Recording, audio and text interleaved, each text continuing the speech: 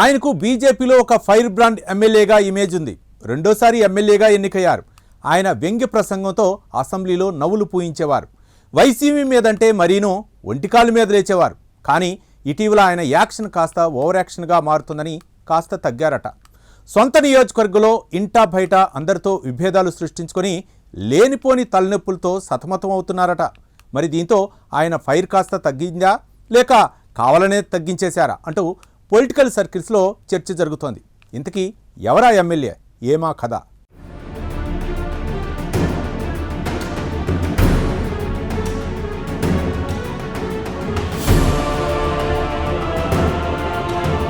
అవును, మీ గెస్ కరెక్టే. BJP MLA Vishnukumar Raju. ఆయన రూటే సపరేటు. ఏపీ పాలిటిక్స్లో తరచూ ఆయన హడావుడిపై చర్చించుకోవడం పరిపాటి. బీజేఎల్పీ నేతగా కూడా అసెంబ్లీలో ఆయన వేసే పంచులకు ఎమ్మెల్యేలు అందరూ పగలబడి నవ్వాల్సిందే. ఆయనకు వ్యక్తిగతంగా వైరం లేకపోయినా వైసీపీకి బద్ధ శత్రువు. తరచూ మాజీ సీఎం జగన్ను ఫ్యాను పార్టీని టార్గెట్ చేసి తీవ్ర వ్యాఖ్యలు చేస్తూ ఉంటారు. అంతర్గతంగా పరిచయాలు ఎలా ఉన్నా బహిరంగ వేదికలపై సెన్సేషనల్ కామెంట్స్ చేసి రాజకీయ వేడి రాజేస్తూ ఉంటారు. కాకపోతే ఇటీవల ఆయనలో ఫైర్ తగ్గిందనేది టాక్ వినిపిస్తోంది. మరి ఆయనలో వేడి తగ్గిందా, తగ్గించేశారా అనేది చర్చనీయాంశంగా మారింది.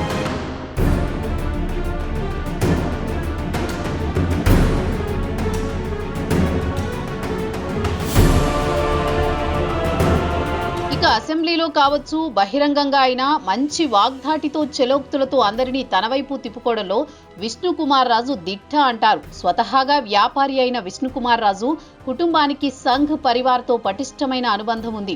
బీజేపీ అభ్యర్థిగా ఆయన బరిలోకి దిగిన 2 సార్లు విజయం సాధించారు. 2014లో తొలిసారి విశాఖ ఉత్తర స్థానం నుంచి పోటీ చేసి గెలిచారు.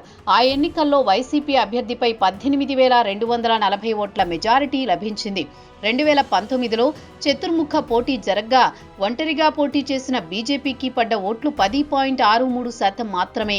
టీడీపీ వైసీపీల మధ్య నువ్వా నేనా అన్నట్టు జరిగిన ఆ ఎన్నికల్లో స్వల్ప ఓట్ల తేడాతో గంటా శ్రీనివాసరావు ఎమ్మెల్యే అవగా విష్ణుకుమార్ రాజు 4వ స్థానంతో సరిపెట్టుకున్నారు.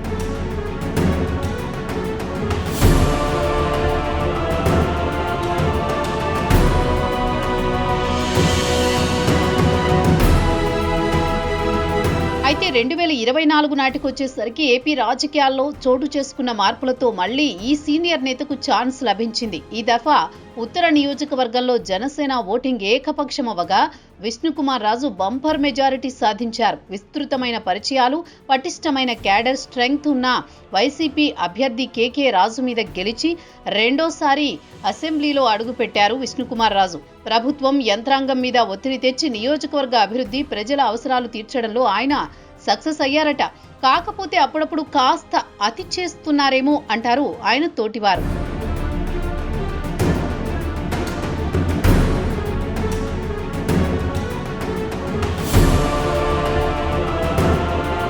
అసలు విషయానికి వస్తే అందరినీ ఇట్టే బుట్టలో పడేసి ఆయన కూటమి అధికారంలోకి వచ్చిన కొత్తలో కూటమి పెద్దలపై కస్సుబుస్సులాడేవారట. అధికారంలోకి వచ్చిన దగ్గర నుంచి ఆయన నా రూటే సపరేటు అంటున్నారు. నీతి నిజాయితీకి మారుపేరుగా పాలన సాగించాలని ఆయన తహతహలాడుతున్నారు. అయితే గత ప్రభుత్వ హయాంలో ఈ నియోజకవర్గంలో టీడీపీ నుంచి గంటా శ్రీనివాసరావు ఎమ్మెల్యేగా ఎన్నికైన అనధికారిక ఎమ్మెల్యే మాత్రం వైసీపీ నార్త్ ఇన్ఛార్జి కేకే రాజే. వారి హయాంలో జరిగిన పొరపాట్లను పునరావృతం చేయకూడదనే కంగారులో రాజుగారు కొంచెం పార్టీలోనూ ప్రభుత్వంలోనూ కాస్త సౌండ్ ఎక్కువే చేసేవారట.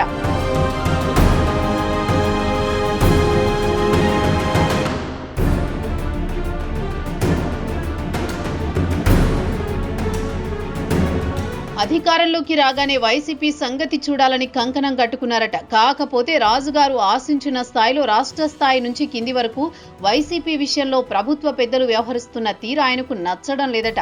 ఈ నేపథ్యంలోనే గతంలో చాలాసార్లు కీలక వ్యాఖ్యలు చేస్తూ ప్రభుత్వంలో వేడి రాజేసేందుకు విష్ణుకుమార్ రాజు విశ్వ ప్రయత్నం చేశారట.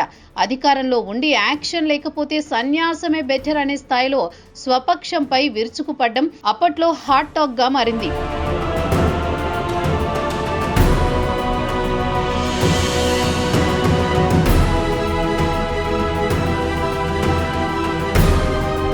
ఇదిలా ఉంటే వైసీపీ అధికారంలో ఉన్న సమయంలో ఉత్తరాంధ్రలో చాలా మంది టీడీపీ జనసేన నాయకులను ఇబ్బందులు పెట్టారు. కూటమి అధికారంలోకి వచ్చాక వారిపై చర్యలు తీసుకోవాలని విష్ణుకుమార్ రాజు డిమాండ్ చేస్తున్నారు. ముఖ్యంగా తన రాజకీయ ప్రత్యర్థి కేకే రాజును ఇరకాటంలో పడేయడమే ప్రధానమనేది బహిరంగ రహస్యం.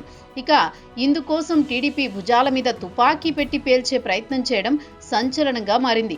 అయితే గతంలో కేకే రాజు తన ప్రత్యర్థిగా భావించే విష్ణుకుమార్ రాజును నానా అగచాట్లకు గురి చేశారట. అలాగే 2020 ఫిబ్రవరి 27న ప్రతిపక్ష నేత హోదాలో ప్రజా చైతన్య యాత్ర కోసం విశాఖకు వచ్చారు చంద్రబాబు. 3 రోజుల ఉత్తరాంధ్ర పర్యటన కోసం ఎయిర్పోర్టుకు చేరుకున్న ఆయనను వైసీపీ శ్రేణులు అడ్డుకున్నాయి. విశాఖ రాజధానికి అనుకూలమని ప్రకటించాలని పట్టుబట్టడంతో ఉద్రిక్త వాతావరణం నెలకొంది. ఆ తర్వాత జనసేన చీఫ్ పవన్ కళ్యాణ్ కు కాస్త డిఫరెంట్ గా విశాఖలో ఇటువంటి అనుభవమే ఎదురైంది. ప్రజా సమస్యలపై పోరాడేందుకు ప్రజావాణి కోసం వచ్చిన ఆయనను హోటల్ దాటి రాకుండా అడ్డుకోవడం వంటి పరిణామాలు చోటు చేసుకున్నాయి.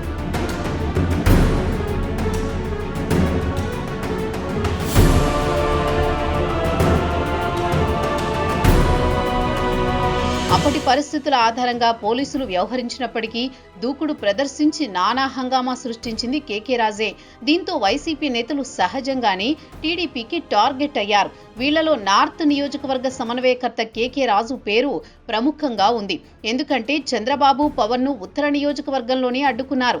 సిబిఎన్ పవన్ టూర్లను అడ్డుకునే ప్రయత్నం చేసిన వాళ్లు కూటమి ప్రభుత్వంలో ఖచ్చితంగా ఇబ్బంది పడతారని విశ్లేషకులు అంచనా వేశారు. కానీ అందుకు భిన్నంగా వాతావరణం కనిపిస్తోంది. ఇప్పుడు అందుకే బీజేపీ ఎమ్మెల్యే విష్ణుకుమార్ రాజు మౌనంగా ఉండిపోయారట.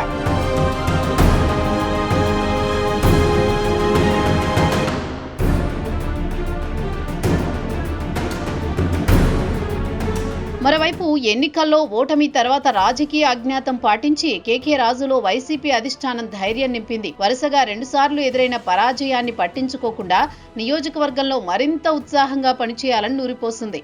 రాజకీయ ప్రత్యర్థులను ఎదుర్కోవడం కోసమే అన్నట్టు కీలకమైన విశాఖ జిల్లా అధ్యక్ష బాధ్యతలు కేకే రాజు చేతుల్లో పెట్టింది హైకమాండ్. కూటమి ప్రభుత్వం హామీల అమలు, బాబు ష్యూరిటీ, మోసం గ్యారంటీ వంటి పార్టీ నిర్దేశిత కార్యక్రమాల్లో మళ్లీ చురుగ్గా పాల్గొంటున్నారు కేకే రాజు. ఇటీవల ఉత్తరాంధ్ర సమీక్షా సమావేశాలు, జగన్ పర్యటనలో కేకే రాజు హవా పెరిగిందని టాక్ వినిపిస్తోంది. ఈ నేపథ్యంలో ఎమ్మెల్యే విష్ణుకుమార్ రాజు మరోసారి గతాలను తవ్వాలా వద్దా అనే సందిగ్ధంలో పడిపోయారట.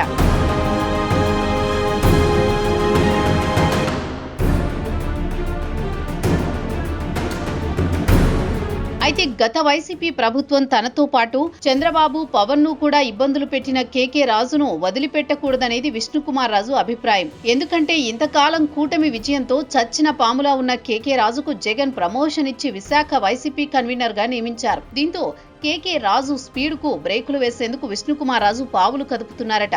అందుకే ఆయన పాత పగలు, ప్రతీకారాలు తెరపైకి తెచ్చారు. అయినా ప్రయోజనం లేకపోవడంతో ఏం చేయాలో తెలియట్లేదట. ఆయన మాట ఇటు పార్టీలోనూ అటు కూటమి ప్రభుత్వంలోనూ చెల్లట్లేదనే ప్రచారం జరుగుతోంది.